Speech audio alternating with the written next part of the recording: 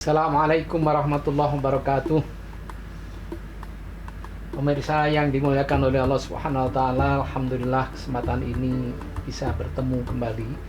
Saya akan mengulas pertanyaan-pertanyaan yang sering disampaikan oleh netizen di akun Bakir Amanah. Dari beberapa pertanyaan-pertanyaan ini, mungkin yang saya prioritaskan untuk memberikan jawaban adalah hal-hal yang berkaitan dengan korban. Pertanyaan yang pertama masuk di sini yang saya seleksi yang berkaitan dengan korban. Ada penanya, Assalamualaikum warahmatullahi wabarakatuh Pak Kiai. Kami akan bertanya yang berkaitan dengan korban. Ada yang menyatakan bahwa orang yang berkorban itu tidak boleh mengambil dagingnya, tidak boleh memakan sebagian dagingnya. Apa benar itu? Terima kasih kepada penanya yang dirahmati oleh Allah. Sebenarnya itu bisa benar, bisa salah, itu ya.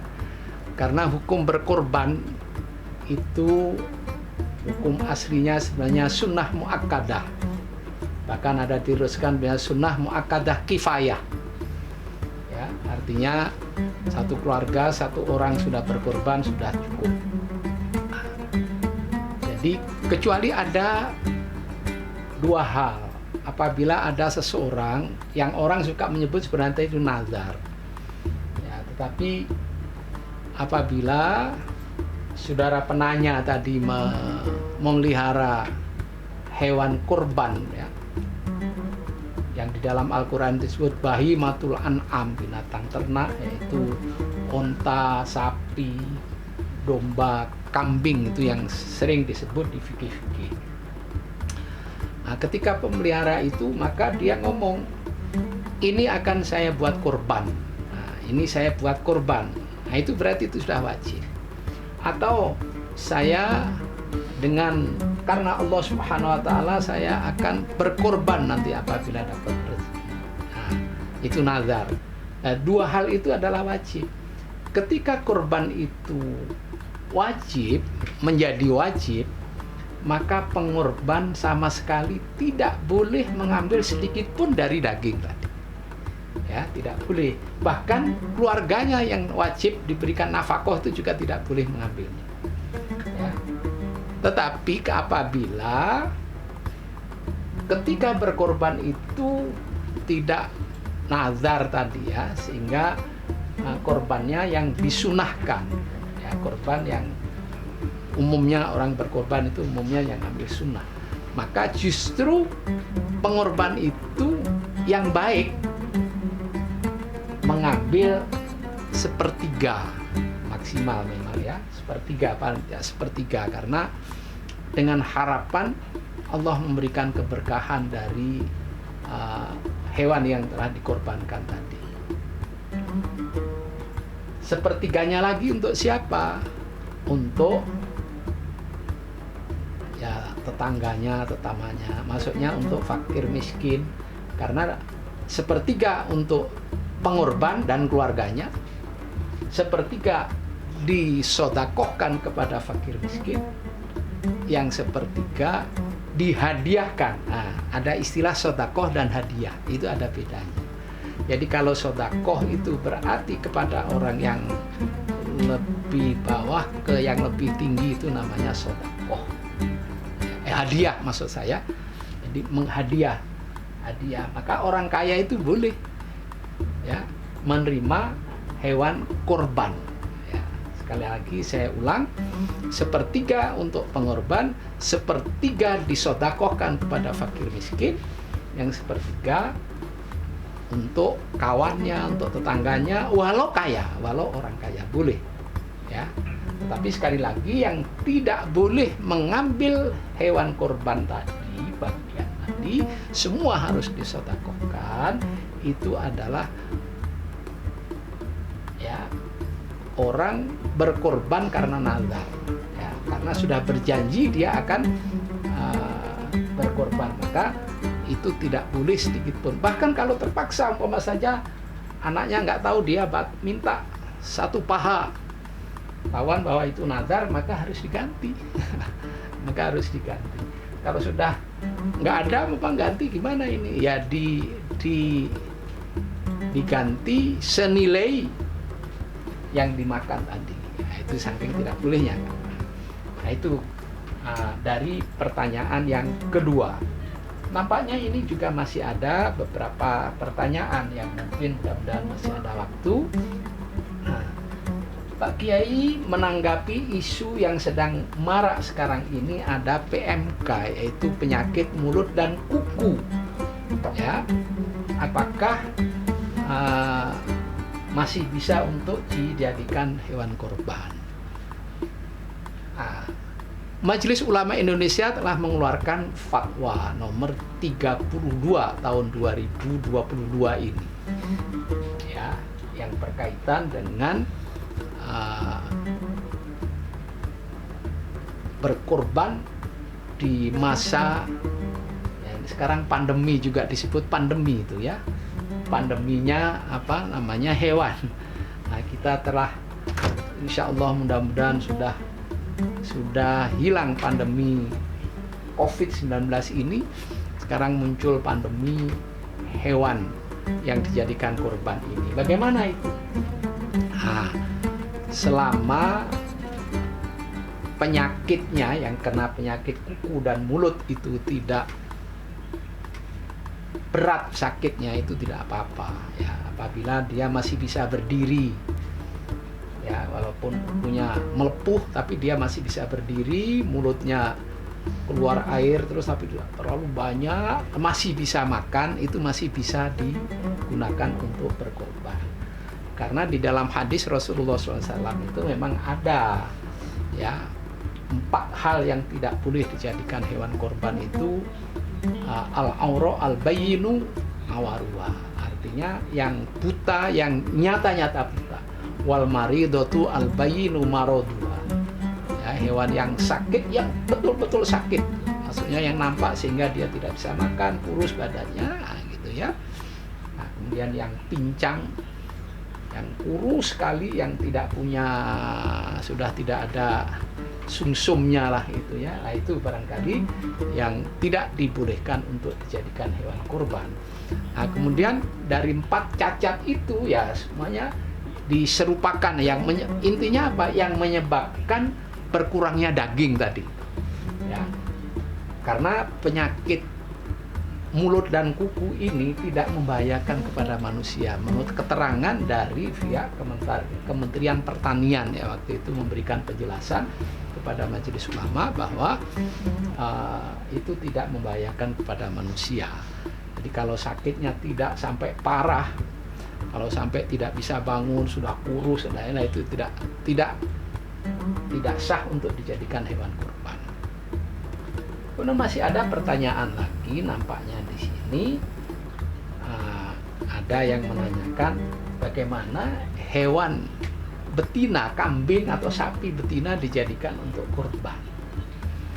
Ya, sementara Nabi itu kurbannya kan domba jantan yang tanduknya panjang, cakep dan seterusnya, gemuk.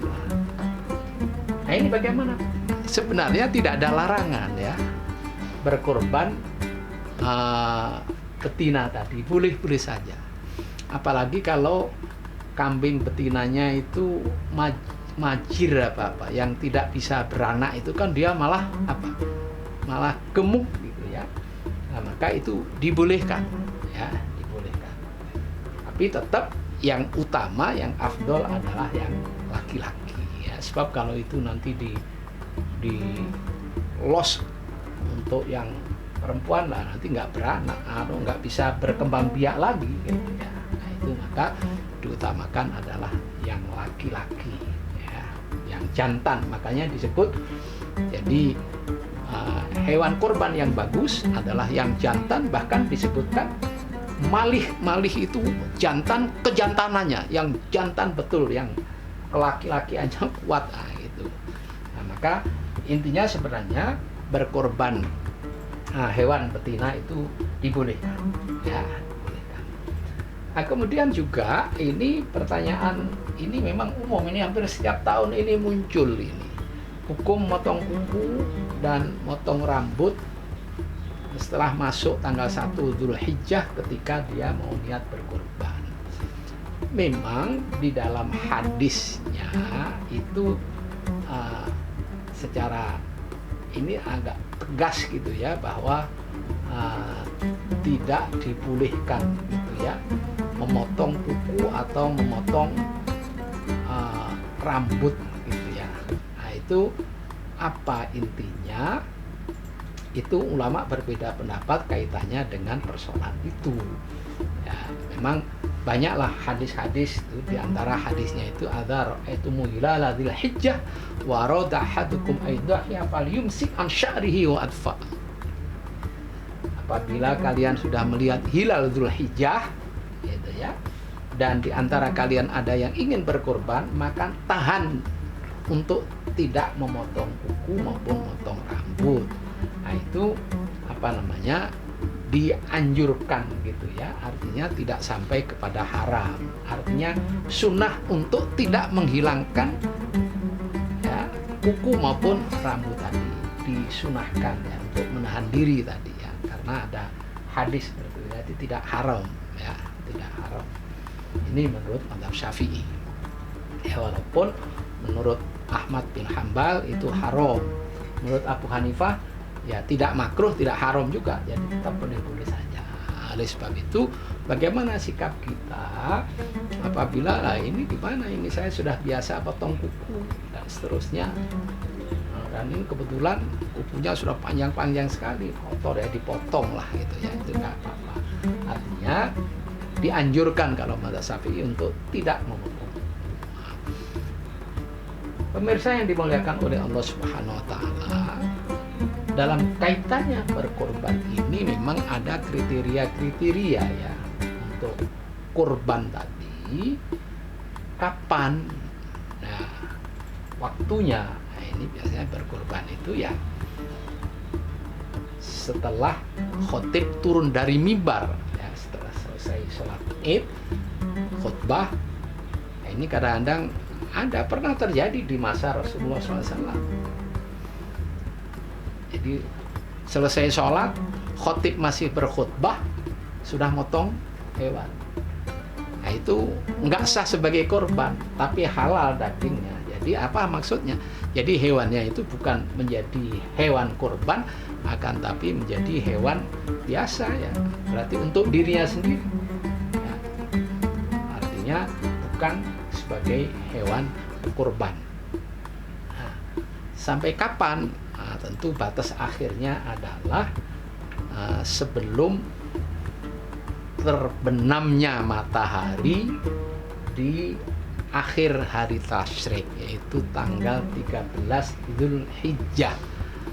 Jadi asal sebelum maghrib. Jadi kalau mau berkorban tanggal 13 Hijriah berarti hari keempat ya. Itu asal sebelum maghrib sudah selesai, sudah kelar. Nah, itu masih boleh gitu ya, sekali lagi masih boleh.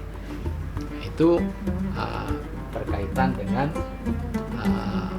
yang berkaitan dengan korban dari pertanyaan-pertanyaan netizen yang sempat kami himpun. Ini diantaranya.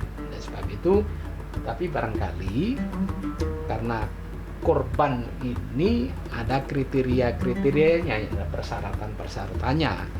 Tentu syarat utamanya apa? Ya harus orang muslim gitu ya, mudhahinya. Kadang suka ada pertanyaan, Pak Kiai, bagaimana ketika saya punya kenalan, punya teman dia dari non muslim tapi selalu ngirim sapi ke masjid, ngirim kambing ke masjid, bagaimana?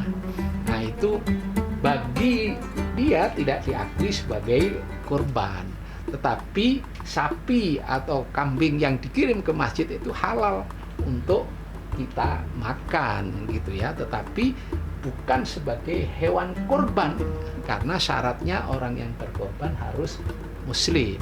Nah itu ya, jadi boleh-boleh saja. Kemudian harus orang yang sudah dewasa, berakal.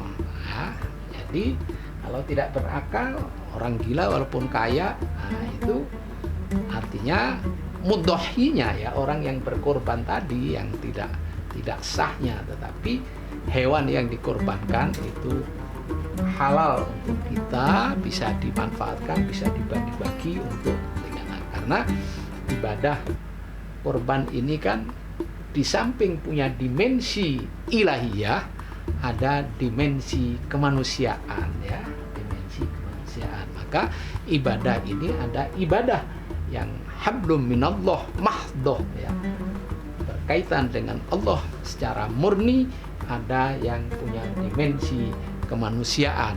Nah, seperti ibadah korban ini, karena ini adalah bagian dari ibadah, maka ada aturan-aturannya. Ada juga persyaratan berikutnya, itu ada mampu, istitoah itu. Jadi orang yang berkorban itu harus punya kelebihan harta ya, maksudnya apa? Minimal untuk kehidupan 4 hari itu ya, ada harta lebih dan orang-orang yang dinafakoi. Jangan sampai berkorban tetapi terlantar anak-anaknya, nah, itu nggak memenuhi syarat sebenarnya itu ya.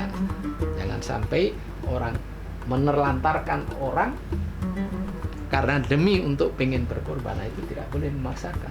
Jadi memang syaratnya harus ada istitoah, harus ada kemampuan, sehingga dia punya kemampuan untuk orang-orang yang dinafakoi juga. Jangan sampai orang yang dinafakoi anaknya atau istrinya terlantar, dia egois namanya itu.